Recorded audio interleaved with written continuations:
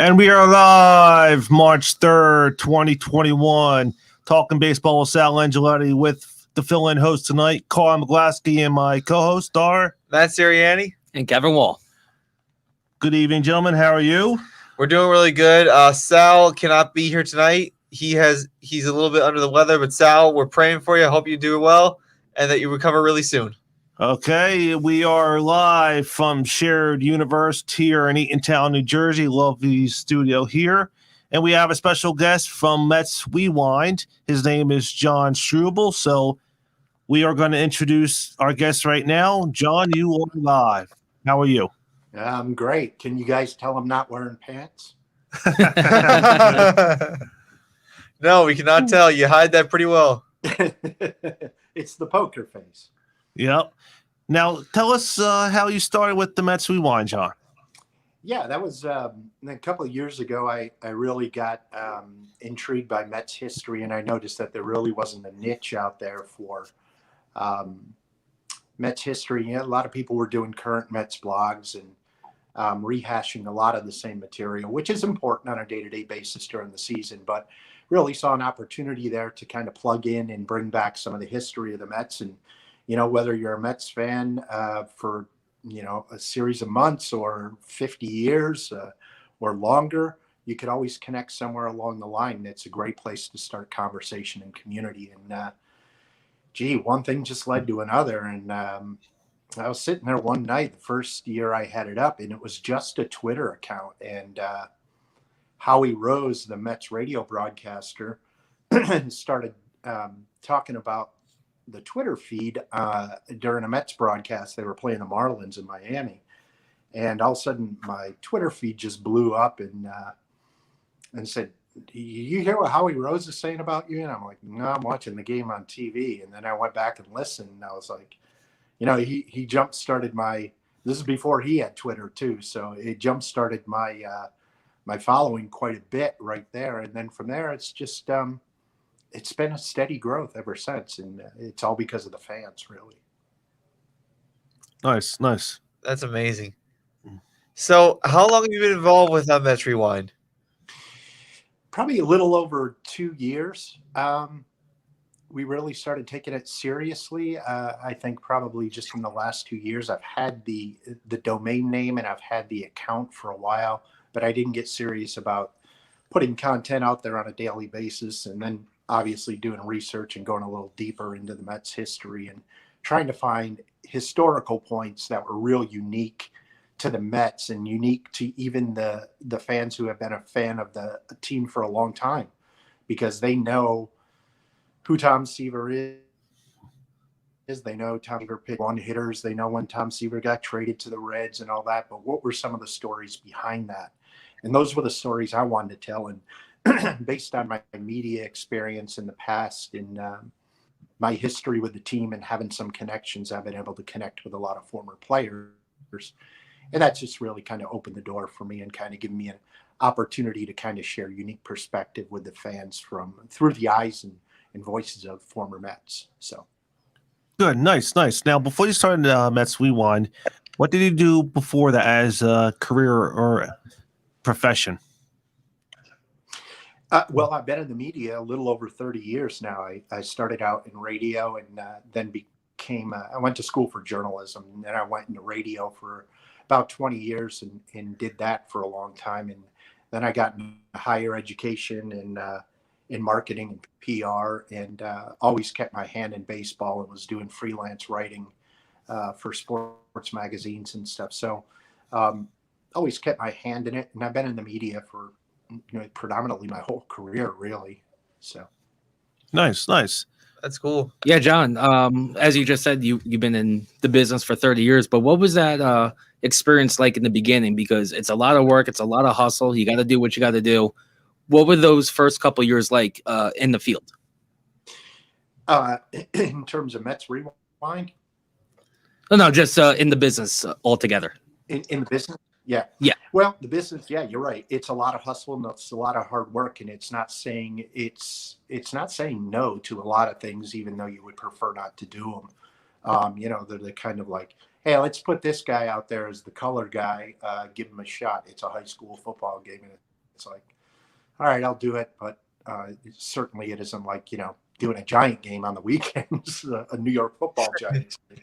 But, that's the goal. You bust your tail and you cut your teeth and you learn the business and you learn from the people around you. And if you have a good attitude about it and you hustle, it'll pay off eventually if you're really committed to it.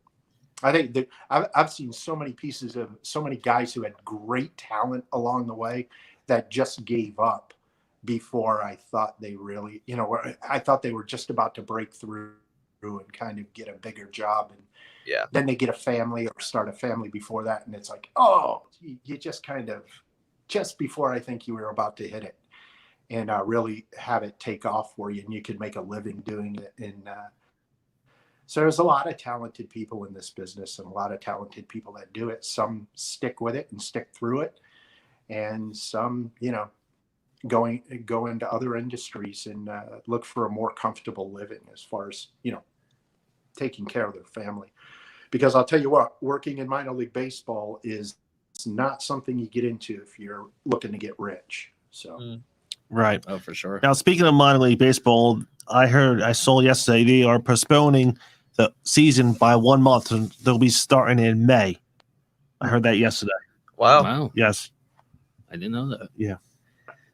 So let me ask you a question. This is Mets related. What was a more iconic championship in Mets history, the 69 team or the 86 team, in your point of view?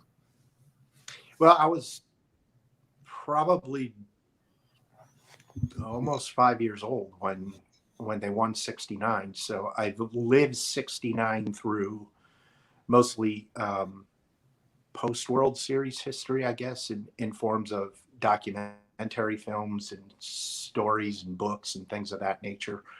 Although a lot of those players were around for a number of years as well after that, the Seavers and Kuzmans and Jerry Grody's and Harrelsons and stuff like that. So 86 was more relatable to me because I grew up probably in the mid 70s, late 70s. So I went through that whole time period with the Mets when they were at their lowest point ever. If you go back and you look at attendance and revenue and their record on the field from anywhere from about 77 to 81, 82, they were clearly the worst team in all of Major League Baseball. But for some reason, that's kind of the tender part for me. That's the heart for me where I became a passionate Mets fan. And despite how bad they played in those teams and what lack of talent they had, made it so much richer and so much deeper to me when they did win it in 86, because as 83 came on, you started to see Strawberry and then Gooden and Mookie Wilson, I think, was already there by that time. He came up in 81 and Wally Backman came up earlier than that. But the big pieces started to come around in 83 and then 84 and 85. Keith Hernandez came in 83. Carter came in 85. And, when they got Carter, it was really, they were starting to turn the corner. So by 86, when all the pieces came together, I can remember those stories vividly and watching that season vividly. And it was almost like a dream to me, because it was like, there's no way that this team wearing blue and orange that I rooted for all these years is playing like this. And they were. They were dominating everybody they played. And so it was just an amazing experience. So for me to answer your question in short, 86 is more relatable for me. But I think if you ask a Mets fan, if you say, when did you start watching the Mets? And they say 1965, for example, they're going to probably tell you that the team that they rooted for and means more to them is probably the 69 team.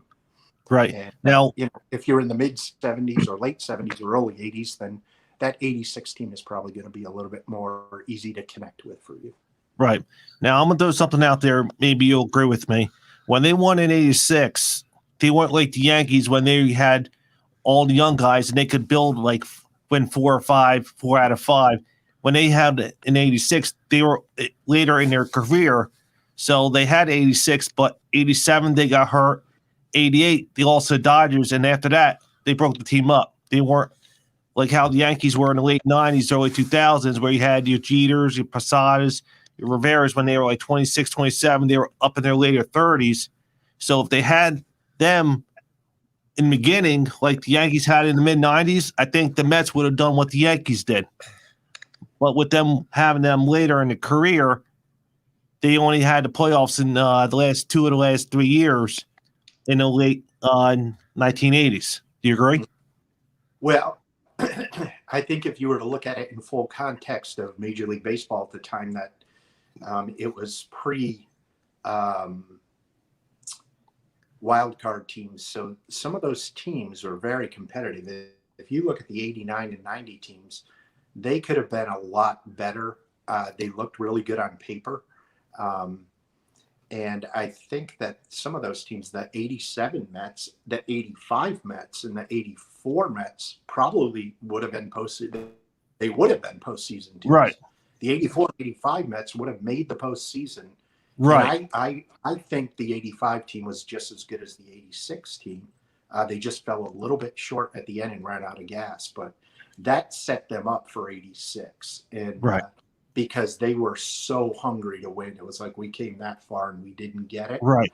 Now we're going for the gold. And they were ready to stomp on some people by 86. But so if you look at that in context, I think the Mets had good teams from 84 to 90. And then by that point, they sold off most of the pieces. Carter was leaving. Hernandez was gone by then, and he was at the end of his career. And so you're right. The cornerstone pieces were falling apart, and the Mets didn't have replacement players to fill those gaps and to come up and really thrive. You still had Hojo, who got better in the later 80s than it was in 86, and he really carried the team in 89 and 90. So they had some of those guys. Dave Magadan was a great hitter, 300 hitter. I mean, they had some really good talent on those teams, but never really got over the top. Yeah, if there was a wild card bid, they probably could have done it. That's the thing that hurted them, because if you could win like 95 games, if somebody ahead won 96, they win a division and you're out, because it was only two divisions. That's it. Yeah. No, yeah, for sure. And it feels like with the Mets, like once every 15 years, John, they're close to the mountaintop, if not they get to the mountaintop.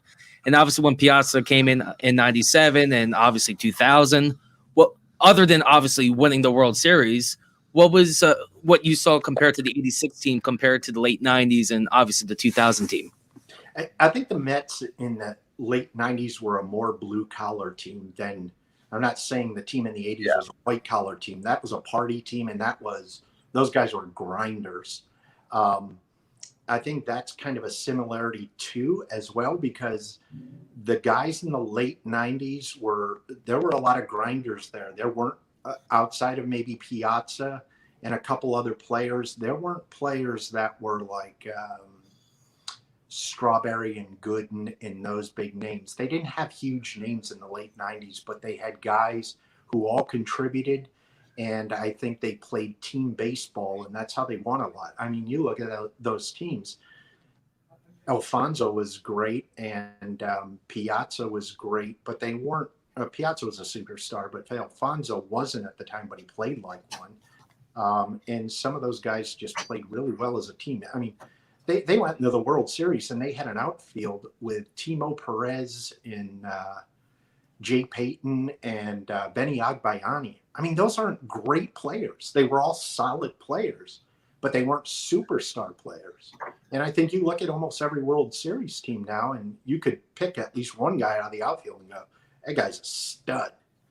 The Mets didn't have that. They had guys who were plucking away and they were nickel and diming you and hustling and doing things. And that was the difference in the late 90s team compared to the mid 80s team. I think they had more superstars in the mid 80s with Carter and Hernandez and Strawberry and Gooden and those guys.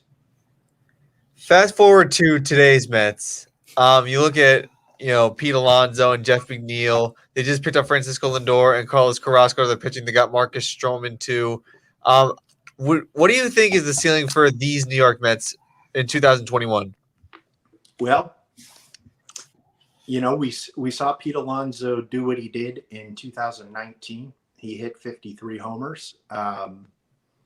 And we saw Alonso last year in a shortened season on a different plane, and his strikeouts went up quite a bit. So Alonso looks like he's in a lot better shape. He looks like he's a lot more committed to getting back to where he was in 2019 this season. So he has to step up his game. Conforto has to play consistent all the time. He's a great ball player, but I haven't seen him over a series of years where he's been just outstanding. And I think he needs to be that kind of guy, especially if they're going to sign him long term. I mean, him and Lindor are the two guys out there that are question marks in terms of contracts. So they're going to need to figure that out. In the pitchers, Stroman, same thing. I think Stroman has another pitch that we saw the other day in a spring training game that's really going to complement what he does. He's getting a little bit older, and he can't live off fastballs all the time, so he's going to have to mix it up. And I think he's got a nice two-seamer, and so we'll have to see how he does in the long term. A lot of those guys have really good streaks during the season, and then they'll look pretty bad during the season at times too. So I think consistency is probably going to be the most important thing. But what I see as competitive for the Mets moving forward this year, that's going to give them a real chance to go deep into the season and potentially deep into the postseason, is the depth of the bench. They've added a lot of good guys that can really hit the baseball and do well. So when you got Pilar and VR and Jose Martinez and some of these other guys that could potentially make the team, there's some depth on that bench that they've never had before. So all three of you guys know this, that as soon as you get into a baseball season, and maybe even before you get into the baseball season, someone's going to come down with an injury, and who's going to step up? Mets never had that. If someone would go down with an injury, it's like, then all of a sudden we're signing Jose Batista, who's passing, and it's like, those guys, for as good as they were, by the time they picked them up, they weren't productive. They couldn't jump in there and get it done at the level that they had been used to getting it done years before. So the Mets have a lot more depth, and I think they have a lot more pieces that way. That's what excites me about them. Now, are those guys sexy pieces like Lindor and other guys? No. But those are the guys that'll carry you through a long 6-month season. No, for sure. The Mets definitely, it's a new era, new ownership with Steve Cohen, obviously. And we saw the upgrades in the bench, Stroman coming back, Lindor, obviously. But however, there was a comment that kind of annoyed me the other day, and it was about Sandy Alderson. And they were talking about Trevor Bauer. Of course, that was the hot ticket in the free agency market. And Sandy Alderson said, quote, even Steve Cohen runs out of money. And I know the Met fans especially had a lot of bumps in the road. Like, what was that comment? Just Steve Cohen just bought the team. We know his net worth $14 billion and running out of money. And I know, obviously, there's a budget in the offseason. But when you promise that you want to win, like, as a Met fan, I don't know how I would feel about that thing. Oh, my owner runs out of money. That had to irritate you in a way. It didn't irritate me because I know who Sandy Alderson is, and I can't speak on his behalf, but I think the point he was trying to make is that we have a budget and we have limitations and we will spend money. They made him a great offer. They put a lot of money on the table. They did. For Trevor Bauer, and he decided to go to Los Angeles. That was the choice he made. It's not that they were like, we're just not going to invest that kind of money. That kind of comment would frustrate me because you're talking about the biggest market in professional baseball. And if you're not going to spend those kind of dollars and not only compete in New York, but beyond in the major league level, then you're going to have to compete at that level. And you're going to have to compete for players. You're going to have to compete for the back page of newspapers, whatever those are these days. And you're going to have to compete for attention. And, Bauer would have brought a lot of that. But I also think Trevor Bauer remains a little bit of a mystery to me in who he is as a person I agree. and who he is as a ball player. It's better off. Yeah.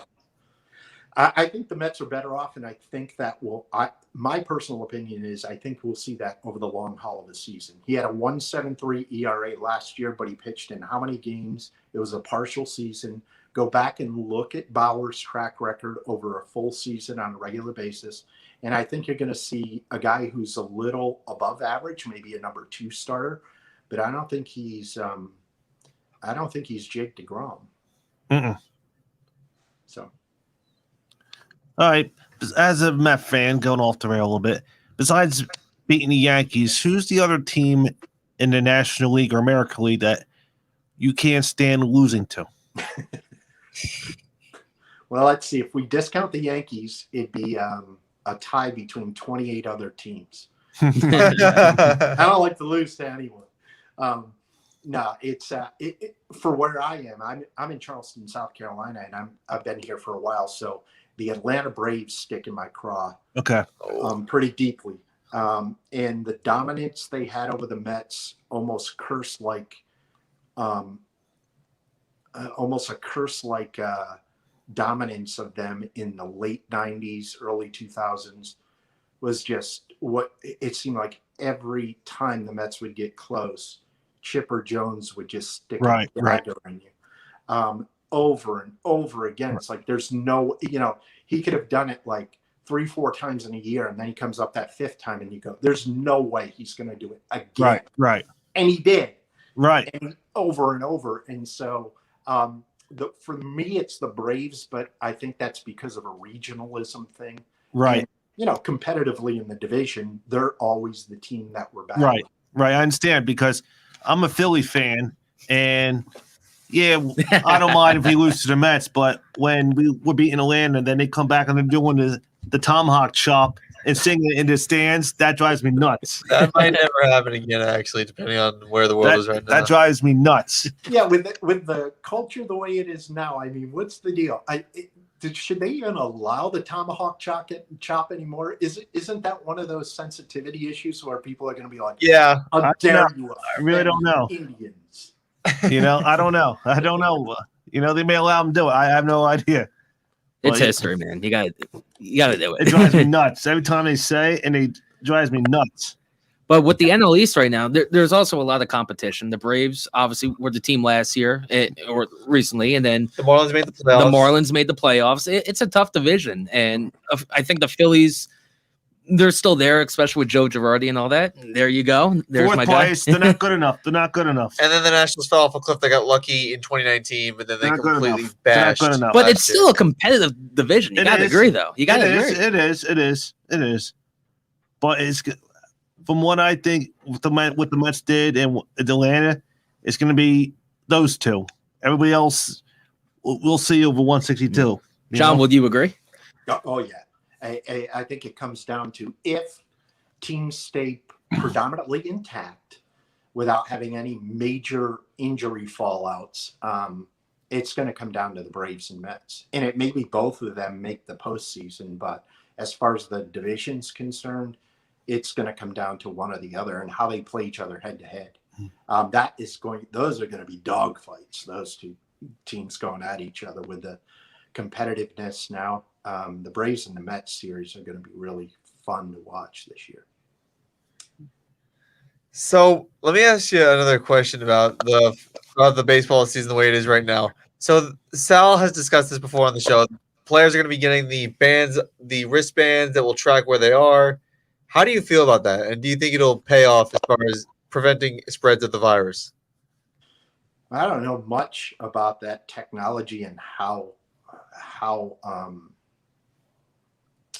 confident we should be in that. I think there's so many things about the virus and the pandemic that's going on that whether or not, what's the real truth and what are the real facts behind that whole thing. I think you have to take all those into consideration. If they want to do those things and they can afford it and they think it's going to show some kind of narrowing any potential for any other outbreaks, I think it's great for baseball.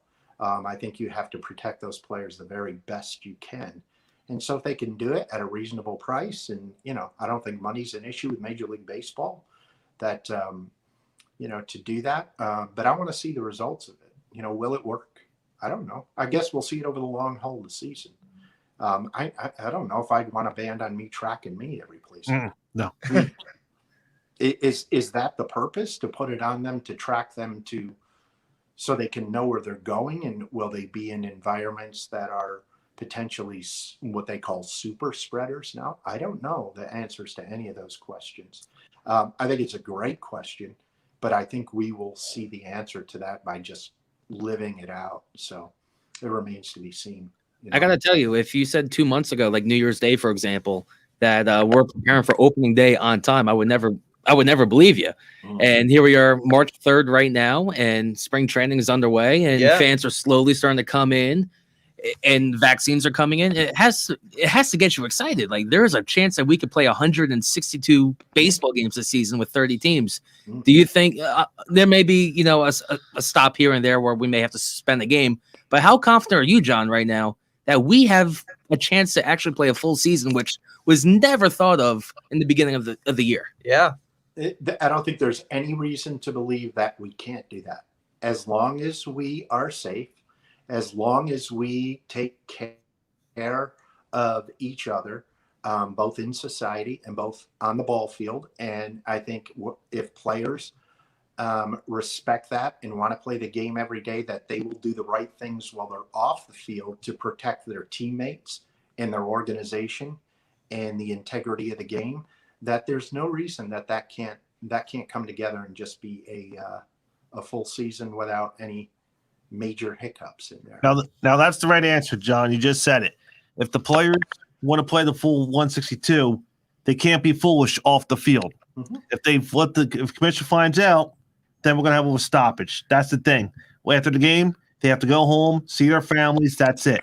Can't hang out. You saw what happened with the Marlins last year. They went out to a club. They partied early in the regular season. They lost 9 games. They suspended 9 games after that. They couldn't play for a while. They lost 2-3 weeks of play. And then by the time they came back, they were a little bumped up around the edges. They made the playoffs, but at the same time, you can't have that happen. No. It's absolutely right. It's it's not the game on the field I'm worried about.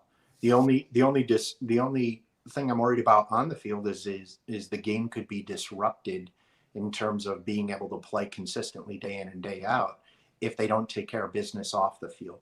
So it's just a matter of character and of being disciplined. And if baseball is what you do and what you love and you make millions of dollars to do it, do everything you can off the field to protect that and make sure that you're safe, your family's safe, your team is safe, and then go out there and play the game hard. Yeah, you got to do what you got to do. And I don't think MLB, as far as I'm concerned, and you all would agree, the last thing MLB wants is a bubble right now. And we saw with the NBA, and I don't even think a bubble would be possible with Major League Baseball. So you got to do what you got to do. And as you say, you get paid all these dollars to do your job. So once the game is done, you got to go home. Yeah, I agree. Any other questions, gentlemen? No, I'm good. How about you? No, I'm good. So which one of the three you guys talk the most on the show? It depends. When Sal's here, he lets me and Matt. We both have our time where we ask questions. With him not being here, who knows? Why just because it's talking baseball with Sal? Why is Sal always the one dominating the conversation? Why can't you guys get a word in edgewise? We do, but we don't want to. We don't want to interrupt. It's his thing, so we don't want to interrupt when he's the host of the show. So interrupt him. This is baseball talk. You guys are passionate. I'm trying to start some controversy here.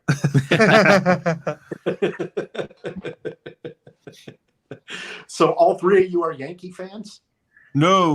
We got 2 giant Yankee fans here, and then we got a lone Philly fan who can never get a break. Okay, so we got a Philly fan. All right. Yeah. And a Giant fan. Still had Girardi, though. I'm not going to lie. Yeah, no playoffs since 2011. I'm mad. Going on 9 years. So no World Series since 2008. So at least we got something. I want a playoff berth, at least. I want the playoff. Now we're talking. Now we're getting into it. I want the playoffs. At least a playoff berth. She's been waiting 9 years. Oh, You signed Didi back. You got JT Realmuto back. Doesn't matter. No bullpen. that is true. That's why they stunk last year. They made the playoffs. No bullpen. Well, the Yankees, I feel like it's always do or die. It's always do or die. And, you feel like you got the best team in the league, this, that, and then boom, it's flopped. So hopefully this is the year that we'll get things together. Well, with the Yankees. it's gonna be a little bit of a rough start because Aaron Boone's got to have a Mhm. pacemaker surgery, and hopefully he comes back well. He's got the whole savages in the box mentality. He's the fire of the Yankees that drives into success. But he had heart surgery in 2009, so this pacemaker is kind of a follow up to that. Hopefully he comes back healthy. Yeah, I didn't even know he had the surgery in 2009. Like this was all news to me today. This was all news to me today. But we hope Aaron Boone Yes. feels better, and hopefully by opening day he'll be back in the dugout. Mm-hmm. So I'm flipping the channel on you guys. Now I'm asking the questions and you guys are answering the questions. I like this. It's turned into my interview. So, okay, hometowns across the board from left to right. Where did you grow up? I grew up in Mercer County. Okay. I grew up in Central State, New Jersey. Monmouth County, Manalapan, New Jersey. So where did the Phillies roots come from?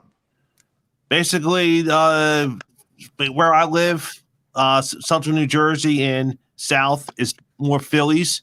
Where these guys live, like say not Princeton, sorry, like East Windsor is more Yankees around here.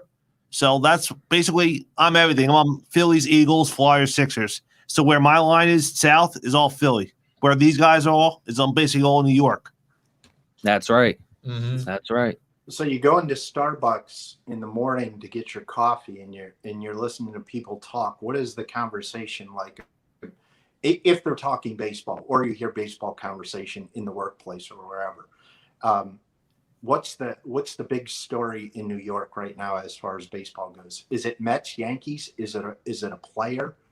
I think it's a mixture, but right now I would say today at least would be the Yankees because of Aaron Boone, but it's day by day. Depends what's happening with the Mets, what's happening with the Yankees. Of course, the other day Gary Sanchez hit that monster home run. That was the talk of the day. The Mets yesterday, they were the talk of the day. So it varies. And the Phillies, in our area, we don't talk about them, as you can imagine. Mm-hmm. As you can imagine. But in South Carolina, at least in the South, is it more Braves or is there a mixture of teams? I'll tell you, man, it's nothing but college football and NASCAR. Yes. That's It really is. And I've come to like college football, but I'm more of an NFL guy myself.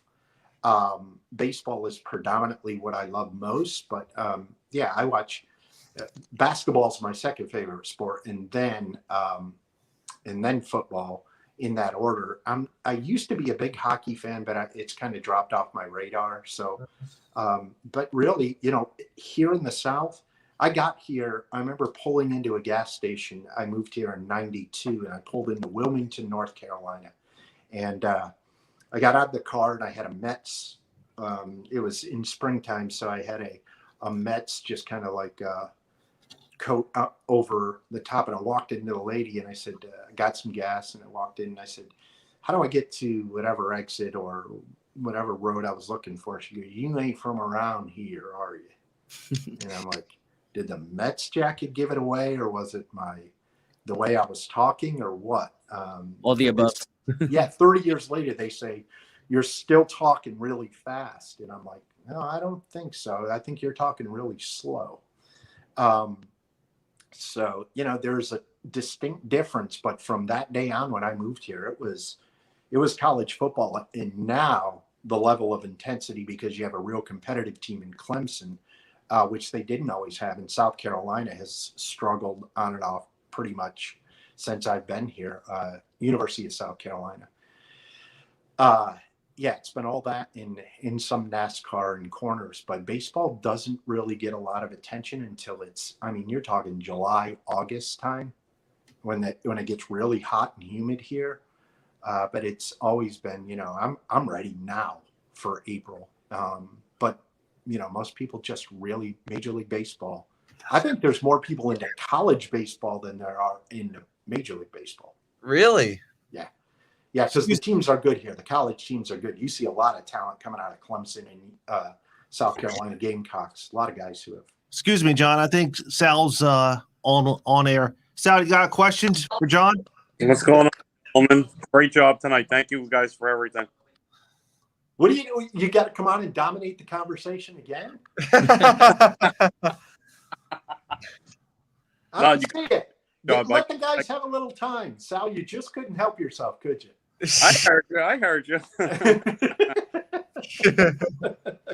Great, John. Great stuff. I used to work security at Shea Stadium, by the way. Yeah. And I went to the last game. Very, very well done by the organization.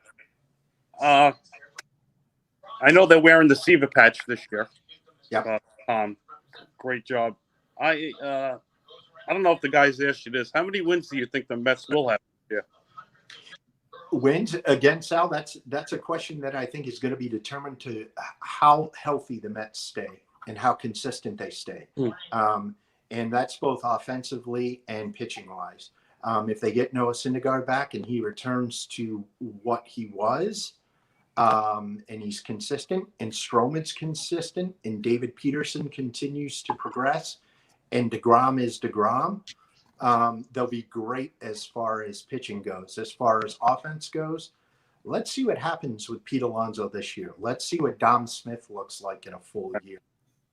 We know Francisco Lindor, what he's capable of, and I don't expect he'll be anything less than that. But I do think they have some question marks. Just, what will McNeil do? What will some of those guys do? Will they be in the lineup every day? Will there be injuries that they're going to have to deal with? They do have depth on the bench. I told the guys that earlier that I think one of the things I'm most excited about is the fact that they have depth off the bench, which I think over the long haul of 162 games can make a huge difference in winning a game here or there, and the difference between winning 2 out of 3 in a series or sweeping a series and winning 1 out of 3, because the Mets are used to winning 1 out of 3. So the fact of the matter is, if they can stay healthy, I think that team could be a division winner and go deep into the postseason if they remain healthy and inconsistent. All right, I was at that game. Worked that game when they played the Cardinals in that playoff when Beltran struck out. Yeah, Lord. Yeah, that's one of those nightmares that you've got a handful of those. It was always the Chipper Jones thing and that stuff, and in the 80s it was Terry Pendleton hitting the home run in 87 that kind of broke our heart, and Sosha in 88, and every team has that. Every team has a level of that. The intensity level in New York is just we have that so much. We have that with the Yankees. We bite our fingernails, and every time the Cuban Missile takes them out in the playoff game, I think we're going to lose with a home run again. So the boys, he's suddenly got that Armando Benitez reputation a little bit. Yeah, let's just hope he doesn't hit anybody and he goes after him like Tino Martinez did with that guy. I hear you. The fight of the century. Those 3 gentlemen right there, they do a great job. It's a family. So we're all one big family. It's like the Michael K show. It's just using his name, but we want to welcome Kevin to the family. He's a great guy. I ran into the other day. Yeah, thank you, Sal. Thank you for the opportunity. And Kevin, you did you tell the people where you are from? Well, I'm from Manalapan, and what do you do on the side? I'm sorry, what? What do you do on the side?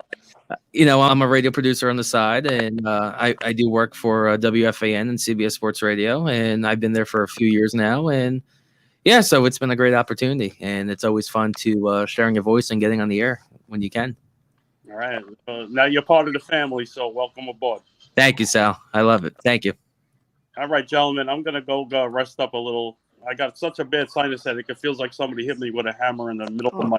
Oh, man. Oh, all right, brother. I'll feel better. Feel better, Sal. next week. Ladies and gentlemen, you're listening to Talking Baseball, not with just Sal Angioletti, but with the 3 amigos right there. And, John, thank you so much for calling in tonight. My pleasure. All right, guys. I'll see you next week. Yes, sir. You got it. See ya. What a guy. Well, it's always He great. couldn't help himself, could he? He had to get on there. Hey, listen, we respect the guy. There's no beef. There's no beef. I know. I just like working them over. It's funny. Now we're going off the little track now.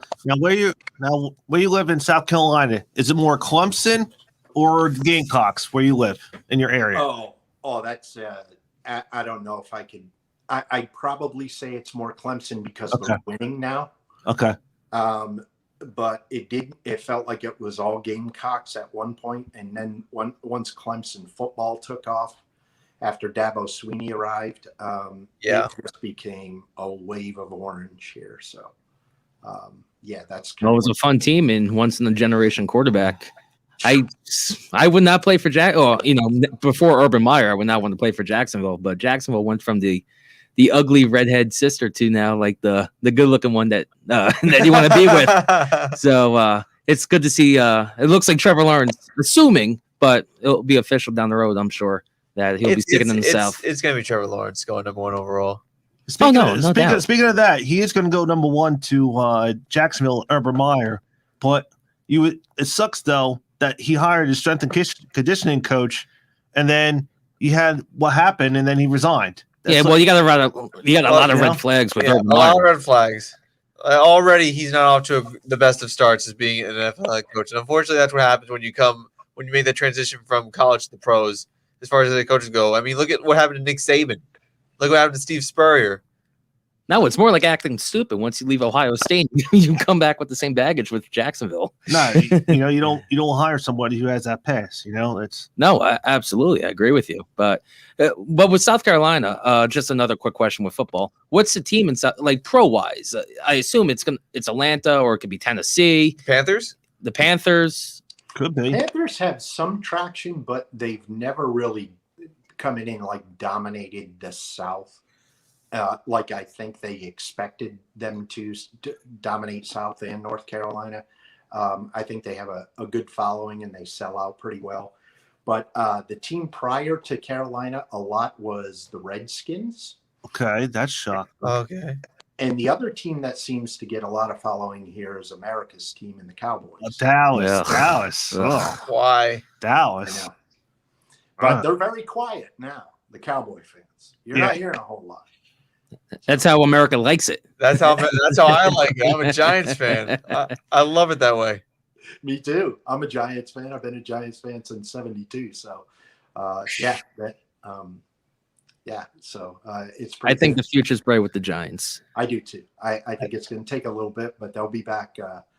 They'll be back in the playoff hunt. I think next year and fighting for a spot. But within a couple years, if they continue the trek they're going. And they would have been in the playoffs if Nate Sudfeld hadn't come in the game. Oh, my God, really? Don't get me started. You're talking about that? Come on. Don't get me started. There's a reason why Doug Peterson's unemployed, and you know it too. Win more games. I understand win more games, but Doug Peterson, he burned his bridges. So. Win more games, please.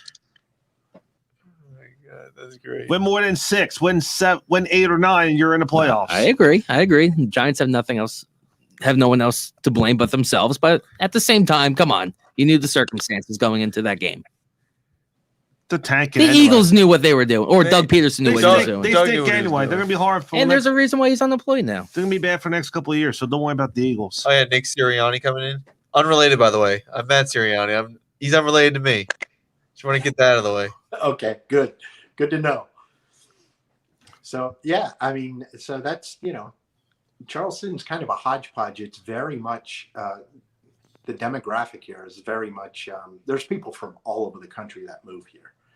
So you see a lot of influx. It's very much cosmopolitan in a smaller city, but very historical city. So you get a lot of teams, a lot of people liking a lot of different teams. There's at least in Charleston, I think Columbia, it's a lot more historic.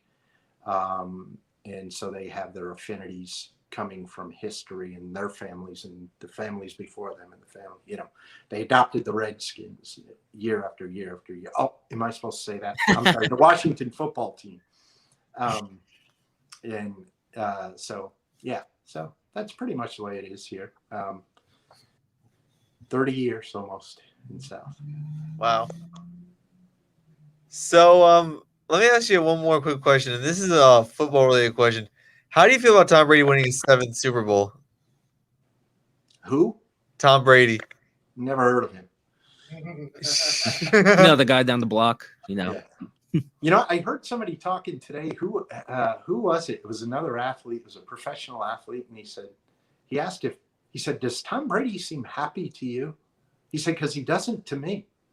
He said, "I just don't think he has the burning desire anymore." It's like, how could you say that? He just won a Super Bowl with Tampa.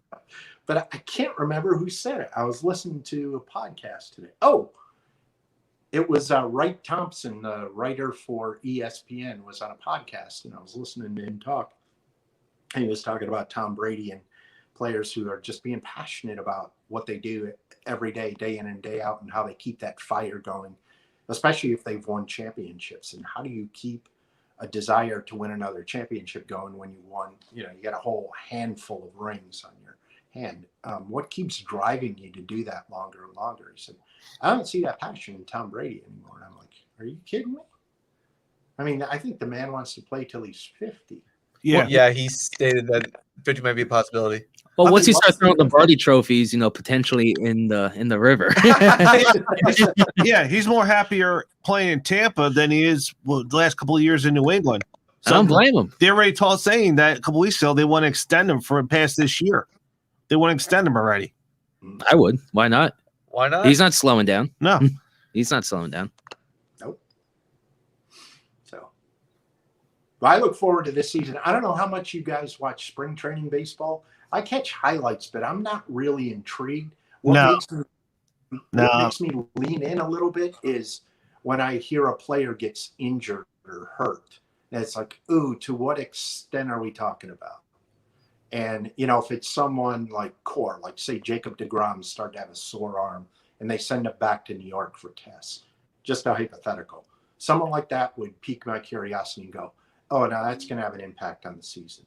But as far as sitting down watching 9 innings of baseball on March 3rd, I love baseball and I can watch it anytime, but I'm waiting for April. April's when it counts. Yeah. No, the thing for spring training, when it's the first day, you're excited, as a Yankee fan. Oh, I saw DJ LeMahieu, I saw Aaron Judge, and then a half hour later, you got someone wearing number 76 filling in for Clayton Torres, and you're like, what the heck is this? Yeah, so so last night I was flipping through the TV, I was looking through the channels, and I saw spring training game on MLB Network. It was the Angels and against Cincinnati, I think. I think so. So they were Angels scored 3 runs in the top of the first, and then they're saying, "Oh, we're only going to play 8 innings." So they set the innings. Oh, they only want to play 5? What? It's like, come on, I don't want to waste my time.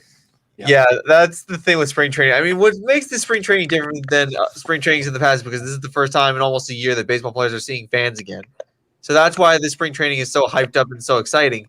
But really, they're cutting innings short to 7 innings now, and that's going to be the norm from now on with in the regular season. If you have a doubleheader, doubleheader games are going to be 7 innings apiece, which is completely different, and I think it makes baseball less of a grind.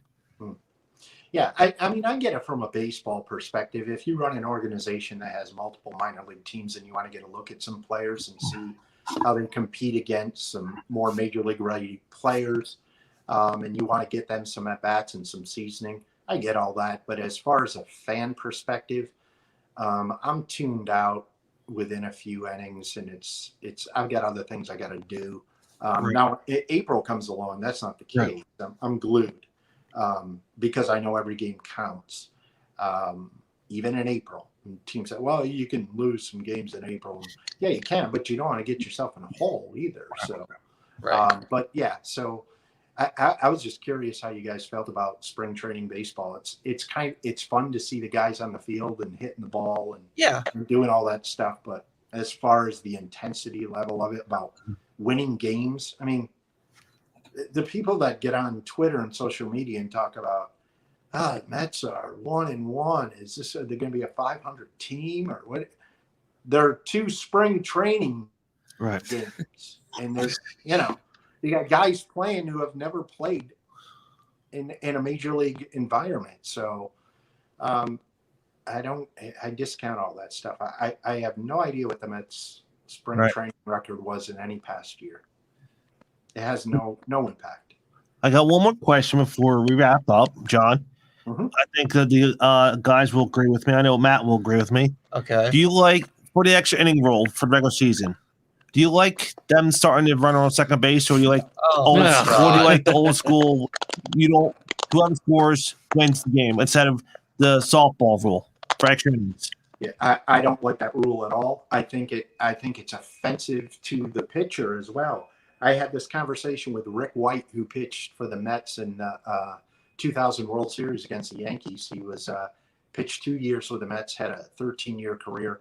We were talking about this the other day, and he said, "Tell me, what did they do with that run?" So say I come in relief to start the 10th, and I inherit a runner at second base. I give up a single, that run scores. I can deal with inheriting the runner that's on first base because I gave up the single. But does that run, that guy that's on second, does that runner count against my ERA?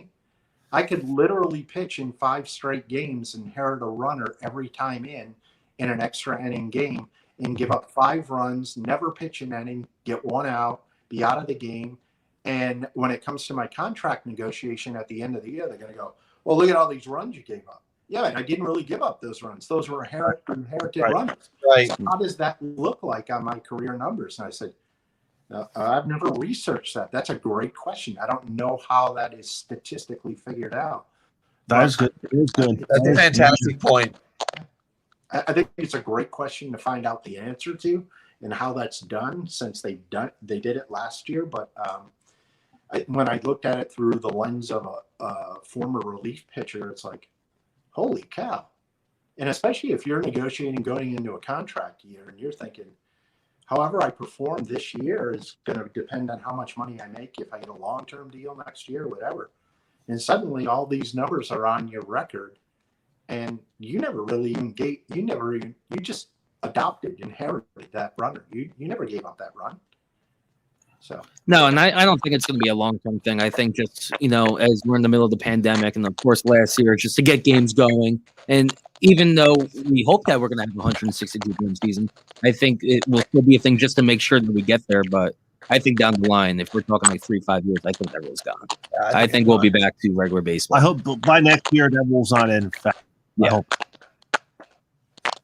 Yeah, I hope so too.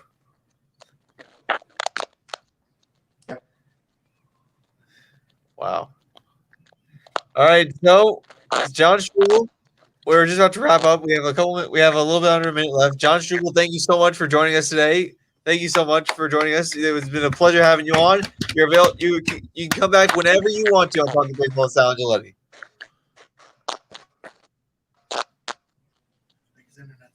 thanks, guys. I appreciate it. No problem. Thank you, John. Thank you, John. Thank you. All right, so that was John Strubel on Talking Baseball with Sal Angioletti with his fill-in co-host here tonight, Carl Maglowski. Matt Sirianni. Kevin Wall. All right, so we want to thank. I'll do my thing and I'll let these guys say before we get out of here. Oh yeah, absolutely. I want to thank Chris for sitting in and doing his thing tonight for us, giving us the audio, the lighting, and the updates, whatever we need. For Sal for calling in and answering an excellent question to our guest from Mets Rewind, John Strubel. Hopefully he's back on the show. Until we see you next week, same bad time, same bad channel, here at 7 o'clock at Shared Universe. And the other stations that we're on. Go ahead, Matt. All right, now before we go, I do another show called Sirianni Says Sports, Siriani Says Sports, No Slang. It's on every Tuesday night at 8 o'clock p.m. We have a great show. It's myself, Ryan Barrington Jr., and Justin Santo we had on as a guest last night. The show went really well. But tune in if you want to. Sirianni Says Sports, Siriani Sports, No Slang. Says Sports, No Slang. We have a lot of great content, great show every Tuesday night. I would really love it if you could show me some support as well for this show as well. Well, give this guy some support. But it was nice working with you guys today. I want to thank Sal especially for giving me the opportunity. And I look forward to working with you guys down the road. And that's all I got to say. Thank you. Now, here's the thing. You're going to come back next week. Of course I will. Okay, there we go. I'll So see you we're guys gonna- next Wednesday. We're gonna have a 4-person house Yes, here. 3 Yankee fans, one Philly fan. that's fine. And if we have no guests next week, we could talk about some championship basketball tournaments coming up. I thought you were going to say we can rewatch Game 6 of the 09 World Series. So next week starts championship week. Get guys who collect they could earn their berth into the NCAA tournament. Go RU. Held in Indianapolis. All the tournament games are held in Indianapolis this year. So until then, this is Carl Maglowski filling in for Sal Angioletti. Until then, New Jersey, good night. Stay woke. Be safe. Until next week. Goodbye. You're listening to Talking Baseball with Sal Angioletti on Northeast Streaming Sports.